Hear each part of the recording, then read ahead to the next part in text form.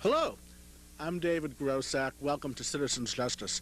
Today we're on location in Hamilton, Massachusetts. The public rage and dissatisfaction with how the court system treats people and with how the banking establishment treats people is erupting. And it's starting right here in Boston's North Shore. For those of you who've been watching me for the past few years on Community Access, you know that this show has always taken a very strong stand against the abuses that mortgage lenders and banks and credit card companies perpetrate on the public. Well, today, we're actually going to hopefully be talking with a man who has taken a stand against a lender's successor, the Federal Deposit Insurance Corporation, that has foreclosed on his property after he had a liability claim against his lender, received a massive judgment against them that was somehow unexplainably thrown out of court, and now he's facing foreclosure, but he's refusing to leave. For years I've been telling my clients to take a stand and to just stay away, just refuse to leave when lenders come to foreclose, that people ought to start making a stand against them. And Mr. John Sweeney and his wife Retta have actually been the first people I know of in Massachusetts who, when the foreclosure people came to evict, they said they wouldn't leave, and they brought members of the Patriot community down in solidarity with them. I am hoping very soon that they'll come out and talk with us. Well, we're with John Sweeney at his Hamilton home, and perhaps we can get some insight as to exactly what is going on here. John, there have been police surrounding the house. There is an undercover agent who looks like he's a federal guy. He told me to get going earlier out on the highway. And I'm just asking you, you've become a national figure now, held out. How does it feel?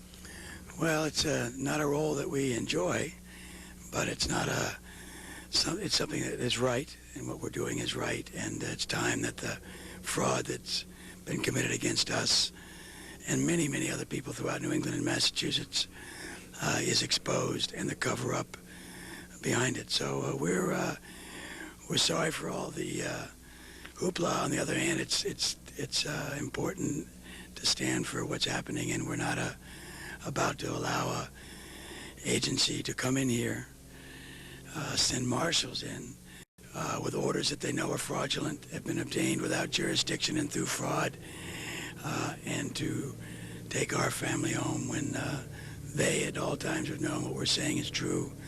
We have a website where we have put the evidence for the world to see. Your listeners and viewers don't have to believe me. If you could go to our website, which is www.qui-tam.com.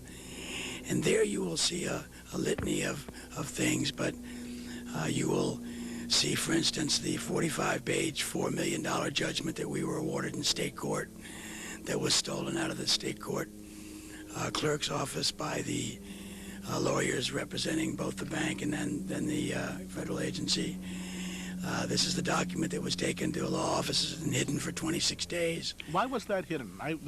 That seemed very irregular to me as a lawyer. That I've been involved in cases removed from state to federal court before, and how was the lawyer allowed to keep that in his own office for 26 days? Did anything happen to him as a result of that? Nothing has happened as yet, but this is some of the things that Senator Tarr is asking the state to look into, because, as you know, it's a possible felony to remove. And these are the original records from state court, represent one thing, and then, you know, that we didn't know for 26 days, our lawyers or anyone, that we'd won the $4 million. And you ask why? It was very simple. The lawyer that took them lost. It was the first lender liability judgment in Massachusetts history. If you go back and look at Lawyers Weekly, it was a staggering blow to the bank that he had been representing before the bank failed, and then after the RTC hired, if you can imagine, in a clear conflict of interest, hired the same lawyer that represented the bank and the officers of the bank that defrauded all of us and cost the taxpayer $828 million to then clean up the mess that they helped create in the first place? No, there's a lot more to this than meets the eye. And we're very pleased, David, that you would take the time to come up here so that your viewers can understand what's really happening. We have become whistleblowers. We have the agency that was supposed to protect us didn't. We now, if you can imagine, have confidential records in our files that were ordered destroyed of the bank's own examinations by the Office of Thrift Supervision that show they knew of the fraud that was going on there before we ever went to the bank, and named the officers and appraiser that defrauded us and many others in the examination. Nothing was done. We've got the documents, and we need answers, and we need answers today. And that's why, as to how lawyers can do this, how agencies that are supposed to protect us can do this, and how, in God's name, they can now send federal marshals in here to take her home when they've known at all times what we're saying is true. We have a $4 million judgment to prove it. We went to court like anyone's supposed to do when you're harmed and proved it. This would make no sense if we hadn't done that. But see, this is what this is all about. And when a lawyer can go in because he lost, hide records, and then run to federal court, we have some serious questions that need to be answered. What I thought was that when you remove a case to federal court, it's supposed to be done within 30 days of your being sued. That's what seems so unusual about this. Did anyone tell you that? Well, yes, and there's a lot. It's a very good point. You must be a lawyer. If you go look at the record, this is one of a number of things that the agency has not done. As a lawyer, you will be very surprised. As you and I stand here today, do you know that the Resolution Trust or the FDIC, as to this day, have never substituted themselves in to this case as a party to this action to this day, and yet they're holding orders? That it's just an amazing situation. Now, I would think that anyone who's lived in a palatial home such as this, and this a state like this in Hamilton, is someone who would be reluctant to ever represent themselves in court or even to be at odds with the establishment. How has this case affected the way you view the world? Well, it's opened our eyes. Our lives will be changed forever. You know, when you go to a bank that has FDIC on the door, you assume that it's a legitimate organization and not being run as a criminal enterprise. That's one.